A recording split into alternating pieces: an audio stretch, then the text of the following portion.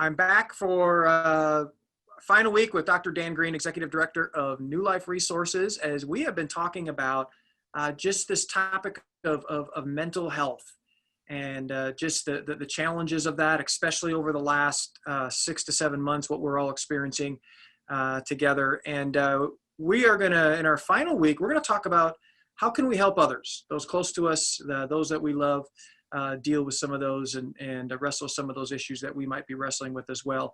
And I kind of look at our journey this way, Dr. Green. I kind of look at when you're on an airplane and before you take off, they talk about the oxygen mask and they say, hey, put it on you first before you put it on the person next to you. Is this kind of process, important part of the process? Very important. For we can't care for others if we collapse. So healthy, godly self-care is important so that we can be available to care for others. And as we talk about our families and in our community, that is so important that we be there for others. Let's talk about some specifics on how we can help others. A big one is that just what our kids are experiencing. I mean, just since this has all happened, missing school, sports, summer, and now, you know, there's this kind of this mix right now. Some are in school, some are not in school. I mean, that's just a lot to deal with. Speak into that a little bit about what our kids might be dealing with and then how, as parents, we can help them. It is a lot to deal with. Just recently, my 6-year-old granddaughter just broke down crying and just said, I want to be with my friends. And she's been able to be with a few of them, but she's not able to be in school right now. And it's just so hard. We haven't seen anything like this for 100 years. Our kids are looking at us and they're looking to see mom, dad, grandma, grandpa, aunt, uncle. Are you okay? Is it safe? And it's important that we communicate to them a couple of things. One, we do need to be realistic with them about what is changing and what is not available. We need to be realistic about why we're staying distant, for safety, for health, that it's temporary, but we don't know how long. We need to tell them the truth, but we need to tell them the truth in a manner which communicates that we will take care of you, we will be with you, we're here for you. And as they see that we're safe, they feel safer. So it's not a Pollyannish, everything's just fine, but it's also not sharing with them some of our deepest fears and our concerns. We need peer adults to share that with, not sharing that with our children. Rather, with our children, we want to share where our hope is. We want to share what's realistic to expect. We want to share with them where we find strength. We want to assure them that we're taking care of them and we're going to continue to take care of them and that we're going to get through this together. Any specific, just quickly, any specific lines that parents should include in that conversation? Well, I love you. That's always got to be the bedrock. And children do not get tired of hearing that. That is so comforting to us adults. It's very comforting to children. Another line or a statement that can be so helpful is, I'm here. Because children are afraid of being alone, of being abandoned, of being neglected somehow, overlooked. I'm here in word and deed is very comforting to children. Oh, that's great stuff. Yeah, that's great stuff. Let's talk about our spouse or significant other. I was even just reading the other day about how moms, okay, are just with homeschooling and the pressure on the kids and then, you know, work and, you know, their stress levels going way up, where oftentimes the husband doesn't realize that, and they have different stress levels going way up, but there's just this need to really serve our spouses and significant others. You want to speak into some things that we can do there? Yes. The demands on everyone are great.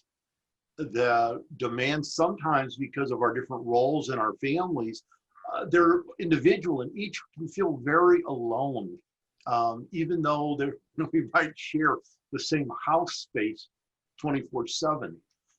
What we can do is listen to understand. All of us need to know and be known, to be understood, to have somebody who gets us in some place where we belong, to show that you're important to me. And I show that by, I want to know what it's like to be you.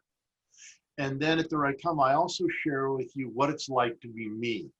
So I'm talking about my experience, or I'm learning about your experience. And I hold them both together at the same time. We call that empathy. Sharing and giving space to be able to share that this is really hard, that this is scary, that this is frustrating, that this is boring, that this is overwhelming, and all of the experiences that are unpleasant that we wish weren't the case. If there is permission that I can let you know what it's like, and you can still stay with me, that's very comforting. And it's after that often that the positive emotions can be shared. The feeling of closeness can be occur that we want. We also need a sense of grace during this time, a sense of forgiveness for when we are stressed, when we are struggling with coping, that we often behave in ways we wish we didn't. It's so important that we describe what happens instead of sit in judgment as we reveal or talk about what happened. It's so important that we recognize that all have sinned and fallen short, that I need forgiveness as well, not just that I forgive you. And it's a level playing field. So to pray with one another, to pray for one another, oh, that can be so powerful at these times. All right, just like with our kids, give me 1 or 2 lines we should be using. How are you doing?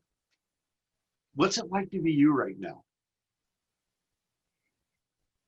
Can you tell me about? Those type of questions or statements invite the other to open up and come towards. And we all long to be understood. Okay. Final thing, and I want to just leave you with, because this is our final time together, what during these last 4 weeks did I not talk about that you would like to just, I want to give you the floor. Well, just an observation that you and I've talked about over these last months of COVID and everything else that's been happening, summer and fall. I see a lot of people are reassessing what's really important. What means the most to me? Quite a few young fathers have told me, I have appreciated not running kids here, there, and everywhere, and rather I've appreciated spending time teaching them something, doing something together, just hanging out. I've talked to a number of couples who have shared that I appreciate not living so busy and being able to take walks together or to do a project together that we never had time before as we were just running around all the time. I've had other people share with me that they appreciate recognizing how important relationships are, that when their access and the freedom to just be with someone wherever you want to be, however you want to be, when that was disrupted, they're realizing how significant relationships with others are. And then the final, I've had quite a few people share with me that they were recognizing, I don't have the control I thought I had. I don't have the power I thought I did. And they're sharing with me that their recognition, I need someone greater than me. I need God in my life for, I can't control all the things that I had fooled myself into thinking I could. So I just wonder if what might come out of this very difficult time that we're in might be a reassessment, reorienting of what's really important in our lives. Oh, that's great stuff. That's great stuff. So I want to challenge everybody. Do one thing this week, have a conversation with your spouse or significant other or your children. Or take some time this week and do what Dr. Green said and just do some big picture reassessment, because whatever this looks like when we're past this, there may be some things that come out of this. You go, nope, I want this to be a permanent part of my life. Well, listen, Dr. Green, it's been great to spend the last 4 weeks with you.